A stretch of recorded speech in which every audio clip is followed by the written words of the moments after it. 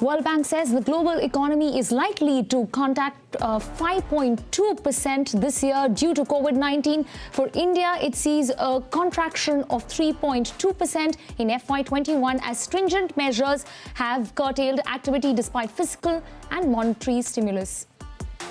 India to miss smartphone sales target for 2020 by 21.6%, according to TechArc. Basic and mid-segment smartphones priced between 5,000 and 25,000 rupees to account for 92% of total sales. Entry segment phones below 5,000 rupees to see a dip, while the Lux segment or the premium end segment above 50,000 rupees will remain unaffected. E-commerce marketplace Flipkart introduces voice assistant capabilities on its platform, available in Hindi and English. Feature endeavors makes it easier for consumers to navigate the system on Flipkart's new grocery stall called Supermart. Alibaba Cloud to create 5,000 tech shops worldwide this fiscal across network, database, servers, chips and artificial intelligence verticals. In April, the company had said that it planned to invest $28 billion in the next 3 years. Those were the headlines we were tracking for you today. Hello and welcome to Startup Street. I'm Megha Vishwanath. And before we get started, in our efforts to stay safe, we have disinfected our studios and gadgets before the start of this show. And of course, to all the viewers who are watching, we urge you to do the same. Take precautions regularly and disinfect and sanitize your surroundings. Speaking of safety, hotels have reopened across many states as part of Unlock 1 of this reopening of the economy, and OYO has restarted operations in multiple properties across states since Monday. We have with us right now Rohit Kapoor, CEO of OYO India and South Asia, to give us a quick update on what this reopening looks like. Rohit, hotels are restarting after almost 2 months of the lockdown. Give us a quick status check on how many properties has OYO reopened. Thank you for having me. Look, hotels were open over the last 2 months for specific use cases, but formal opening of the sector started on June 8th, this Monday. So approximately 16 states and 4 union territories have allowed hotels to open up as of June 8th. And we are seeing slowly hotels opening up every day. So if we are today, at least few hundred hotels of OYO would have opened up immediately post June 8th. And by every hour, we are seeing more and more of our partners getting back into action. And look, this is not a sudden event, because as a company, we have been preparing for this for the last 2.5 months in terms of being in touch with them, figuring out when they open, what are the protocols, what are the SOPs, and the whole system is prepared and geared up for this day. We did not know the exact date it will happen, but we knew that this day is going to come at some point in time. Okay, I know you guys were prepping for an unlock, and of course that date was getting pushed by a few weeks every now and then. But do you expect to see good customer traction? And I know that is the sentiment, but let's get real. Talk about the pricing. Will you be offering lower prices to attract customers back in? Or will prices actually go up given the need for extra sanitization and other protocol? And given that you're already in a very price-sensitive segment, it's all about your tariffs. So how do you see that panning out? So you are asking two questions. One is about the price tariffs, and second is our customers coming back. On the second one first, I do believe that hotels are not just for travel and tourism. They are very much a part of essential services. So even during the lockdown and now, we are seeing use cases emerge immediately. Whether it is a small businessman who's traveling to a city to buy his goods or conduct trade, they need a roof to stay when they come there. So hotels are the basic integral part of the economy. We have companies now who are asking for full hotels to be given to them because they want to house employees, factories. So the economy attached use cases are immediately showing up. Also, the leisure tourism will take some time. I totally understand that that is not going to happen overnight. People have their own comfort zones and it will take a little bit of time. But interesting use cases like staycations, for example, where people are just saying, I've been at home for a long time, and if I feel that it is safe, I might check into a hotel to spend some time there. So those cases are starting. Look, the incoming call volumes spiking for the last few weeks, asking for saying when are the hotels opening up. On your pricing bit, look, we have always been value Yeah. priced, right? And so if you go on the app, you'll find several schemes, discounts, offers running for all our consumers. So yes, consumers can expect Yes. great pricing from OYO as always. Okay. I can understand that sentiment of wanting to have a quick staycation. There's nothing like the joy of ordering room service and just taking it easy.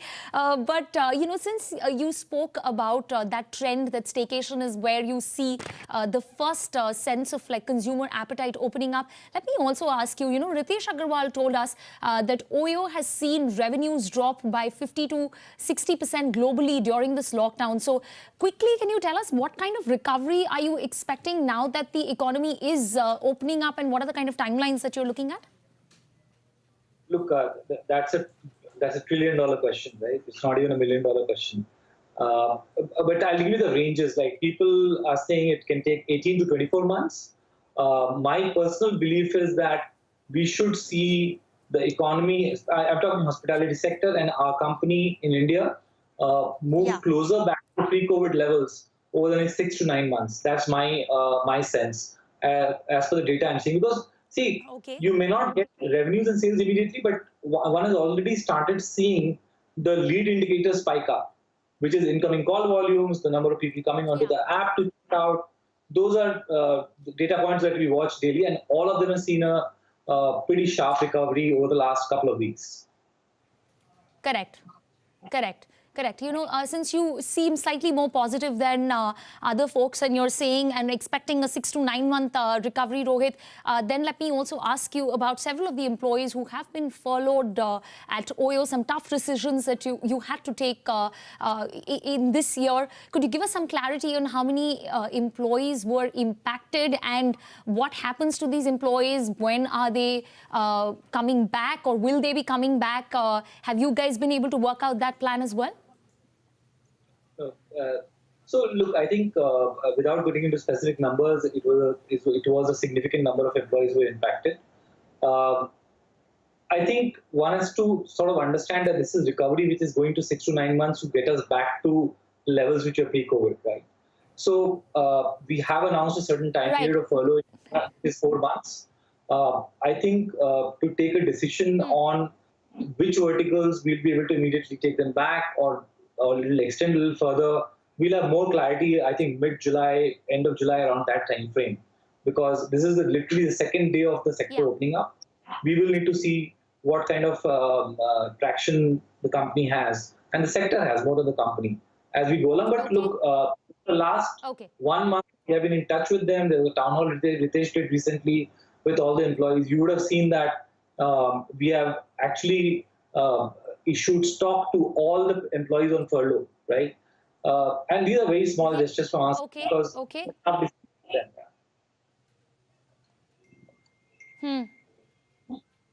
Okay. Since you said that you looked at that was the employees who've been furloughed was a significant number, but what is that significant number? Because what we're picking up is that number is close to 5,000, and that, of course, I'm talking from Jan 2022 now. Can you confirm that for us? How far or close are we to what the real numbers are like? Look, I think there is no point in speculating on these numbers on the show, right? It is a fluid situation. I'll rather not comment on this question here.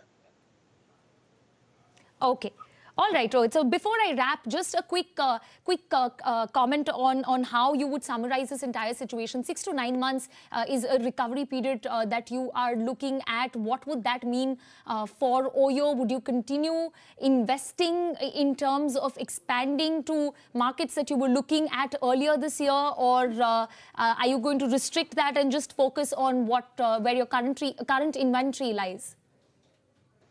Yeah, is that a question for India or for global markets? Both India and global. Yeah, sure. Look, I think if you're talking about expanding into new markets, I think now is not the time for expanding into new markets. But within the markets, obviously we are opening up inventory every day now. And remember, we were adding inventory for the last 6 months in those cities we were in. So that process is continuing daily, where Exactly. both hotels which were closed due to COVID, right? And because of the government regulations, they were closed for the time being. They are being opened up, as well as we are signing new hotels every day. Yeah. So that process continues. But are we going to expand into new cities, new markets? I find that is unlikely in the next 6 to 9 months time frame. Okay. All right, Rohit, we'll of course be catching up with you to check in with how those plans that you've laid out for yourself are panning out for you. Thank you so much for speaking to us and joining us here on Startup Street. With that, it's time for a quick break, but a special discussion about Startup Connect, which is a summit and a virtual partnership which was set up between startups in the US and India. We will talk about what this strategic partnership is all about on the other side. Stay tuned. Welcome back. You're still with us on Startup Street. The US-India Strategic Partnership Forum recently kicked off its Startup Connect program at a virtual event held at the West Coast Summit that focuses on strengthening the ties between US and India, especially via startups. The goal of this program is to increase job creation in both the United States and India. But with the future of bilateral trade relationships becoming more uncertain than ever, and of course, the pandemic setting back the economy across the globe, we find out how this partnership is going to pan out and benefit these startups that are part of this program. I'm now joined by Mukesh, President and CEO of USI SPF, Umesh Sachdev, co-founder and CEO of Uniphore, and Vinod, Chief Growth Officer at Cisco. Gentlemen, welcome to the show, and thank you for joining us extremely early. Of course, you are joining us straight from the West Coast. It's 6 a.m. for you, but thank you so much for doing that. Mukesh, let me quickly start this conversation with you. Indian startups are growing their presence in the United States and are even hiring local teams. Many of these startups, I believe, are all India born and now are looking at a dual headquarters structure where they are setting up base in the United States and in India at a very early stage. So quickly talk to us about this program, how many startups are a part of the program, and give us a quick pitch on what this initiative is all about. Well, good to be on your program. And, startups are job creators. Startups are innovators. Startups solution bring more efficiency and productivity to corporations. And when we look at India, India is in third phase of its IT revolution, from labor arbitrage to new products, which are the new startups itself. And some are world-class solution. The question we try to address is, how do we basically build a platform and give them access to corporate America? Right. And as you know, we have over 300 Fortune 500 companies as members. So we looked at companies such as Uniphore and Vinod's company, CloudCherry, and had a discussion with them and said, let's build a platform which is run by startups, managed by startups, and we will give them access to the VCs, the corporate America, mentorship. And so the whole program is trying to ensure that the Indian startups can come in to the US market and US startups can access Indian market, and it has to be run by the startup itself. So that's one initial phase of the value proposition. The second phase is, as we build this platform, you have 25,000 startups in India. Now, all will make it to the US market, but if you have 1% even coming in, you have over 250 value proposition bringing efficiency to the US companies. And you have to understand, for every job they create in the US, it has a 10-time impact on job creation in India itself. So it is a win-win proposition for both countries. That is correct.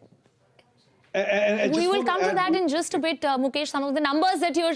Yes, go ahead. So I just want to add that. You mentioned that, yes, there's an issue between US and India on trade side. Trade is one small aspect of the relationship.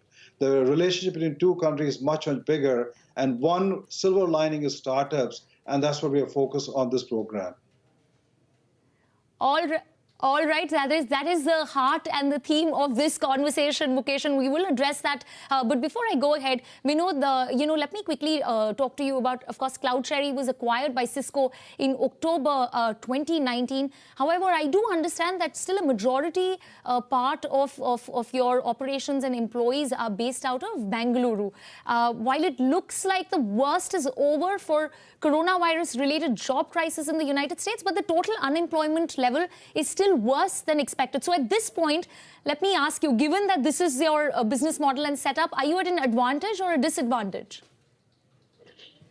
I think it's a massive advantage because, as Mukesh pointed out, we have this very unique relationship where every job created in the US creates multiple jobs in India. And if you look at that perfect model where you're able to do value creation on both sides, your unit economics are actually very good.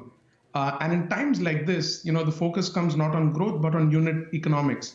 And our dual US-India setup gives us the kind of unit math that is resistant to this kind of an economic downturn. So I'm very, very optimistic for us and our future, despite COVID.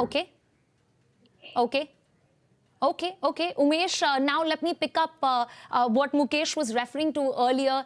And let me ask you, is it easy to function in the US market as a startup at this point? And I ask this because of this whole America First sentiment where the government actually wants companies to onshore more jobs in the United States.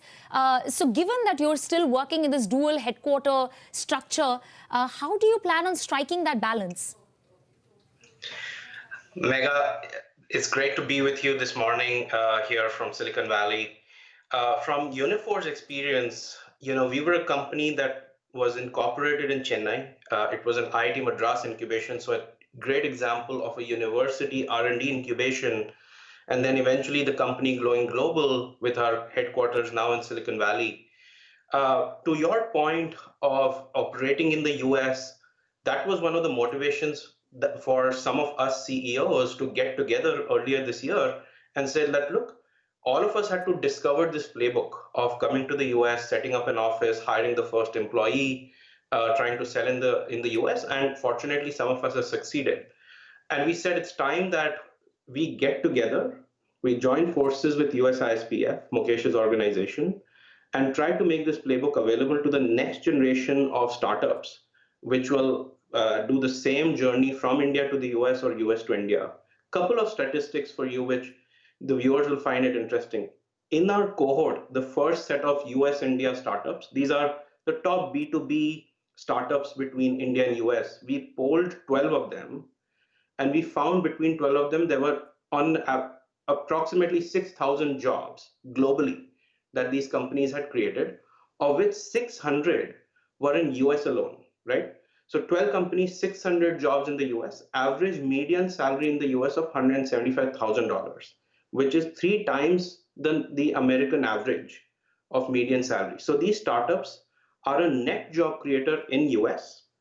And like Mukesh said, for every 1 job in the US, 8 jobs being created in India. So India benefits, US benefits, the startups find bigger markets to grow. Yes. And Correct. that's Correct. big Umesh, I will have to jump in here. I will have to jump in here. You've made a strong pitch for the model that you guys are trying to build and the playbook that you're trying to build. But Vinod, let me also ask you, while Trump has extended the invite to India to attend the G7 summit, the United States government has initiated a probe just a few days back against India and 9 other countries for an unfair and discriminatory digital service tax, which they believe negatively affects the US commerce. To top this, the future of bilateral trade relationship is more uncertain than ever, and we've addressed that. But from a startup point of view, how do these trade tensions affect you and your operations? I think as Mukesh pointed out, trade and startup and technology partnerships are actually very different dimensions. So what we see is just because of the sheer nature of this partnership, wherein every non-immigrant visa holder from a startup creates 8 jobs in the US and close to 320 back in India, the startup paradigm is actually pretty unaffected by trade tensions. Trade is about tariffs and reciprocal rights, whereas startups are about value creation on both sides of the spectrum. So we've seen no negative sentiment towards a startup. because it's not just job creation, it's also IP creation.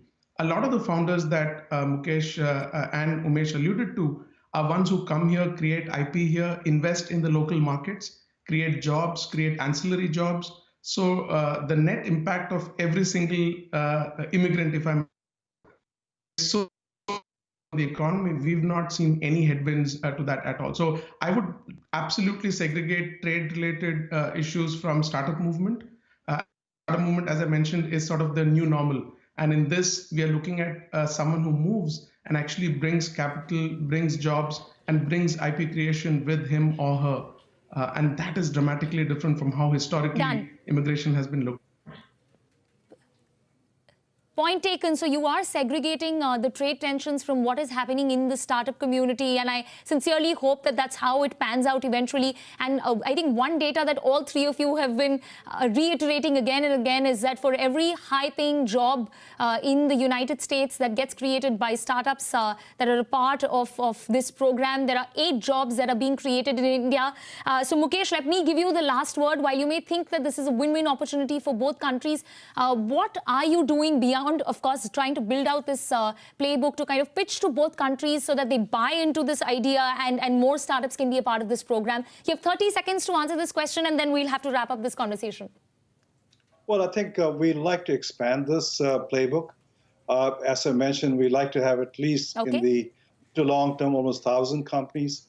That means we need to convince the US government, Indian government, to ensure the policy direction are in favor of the startups so they can create jobs for both countries, innovate for both countries. So I think it's a win-win value proposition, and we'll keep on pushing from our side. All right, and we hope to be capturing all the efforts that you are making right here on Startup Street as well. Mukesh, Umesh and Vinod, thank you so much for speaking to us today. With that, it's a wrap on this special edition, but don't go anywhere. More news and updates coming up for you on the other side. Stay tuned.